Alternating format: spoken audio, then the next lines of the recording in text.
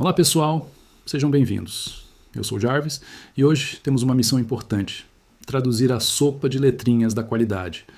Vamos falar de CPK, PPK e capabilidade e garantir que a precisão analítica esteja em 100%.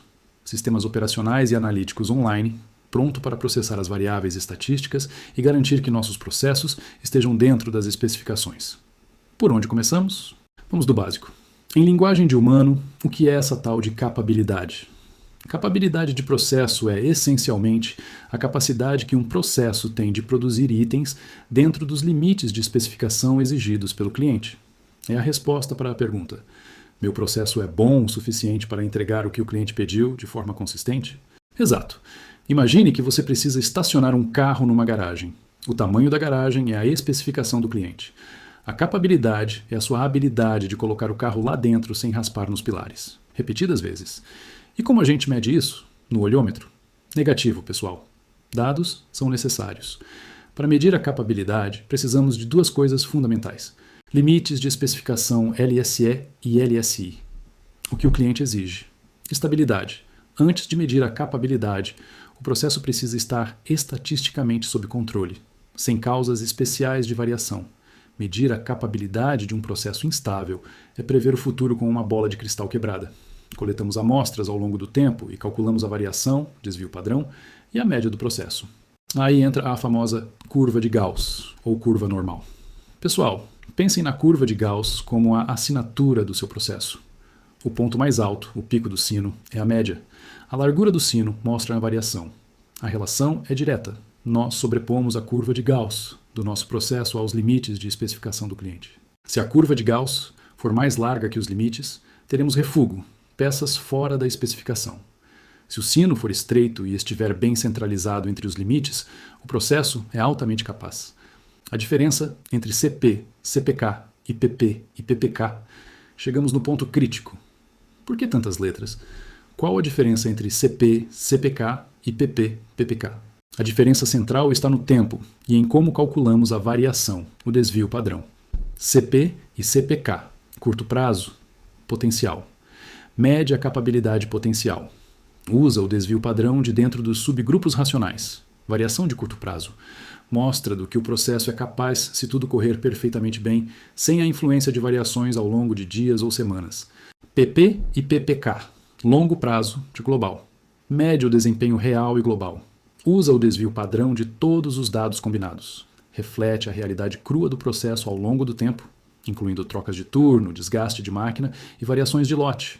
E a diferença entre ter o K no final ou não, CP e PP, avaliam apenas a dispersão, a largura da curva. Não se importam se o processo está centralizado. CPK e PPK avaliam a centralização e a dispersão juntas. O K penaliza o índice se o processo estiver descentrado em relação ao alvo. Como realizar os cálculos? Vamos projetar na tela o cálculo de capabilidade, sendo o limite superior o limite inferior à média do processo. Legal, calculei e deu um número. O que eu faço com isso na fábrica ou no projeto de dados? A regra de ouro da indústria classifica os resultados da seguinte forma: CPK menor 1, incapaz. O processo está gerando defeitos. Ação: pare e investigue. Você precisa centralizar o processo urgente ou reduzir drasticamente a variação. CPK maior que 1 e menor que 1.33. Aceitável, mas em risco. Processo atende, mas qualquer leve desvio vai gerar refúgio. Ação: monitoramento rigoroso e projetos de melhoria contínua. CPK maior que 1.33. Capaz. Padrão de qualidade exigido na maioria das indústrias. Ação: manter as cartas de controle rodando para garantir a estabilidade. Maior que 1.67 ou 2, nível Six Sigma. Excelente. Processo de classe mundial. Para fechar com chave de ouro, não precisamos olhar um monte de gráficos soltos. Softwares de estatística geram o famoso Capability Six-Pack. O que é isso? O Six-Pack é um painel consolidado com 6 gráficos essenciais. Ele resume tudo o que discutimos em uma única tela: carta X/barra ou valores individuais. Verifica se a média do processo está estável ao longo do tempo. Tem pontos vermelhos fora dos limites? O processo é instável. Carta R, ou amplitude móvel. Verifica se a variação do processo está estável. Gráfico de sequência. Run chart. Ajuda a ver tendências ou padrões nos últimos dados coletados. Histograma de capabilidade.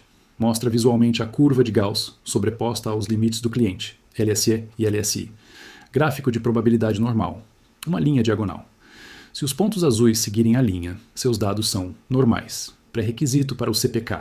Plot de capabilidade. Gráfico de índices.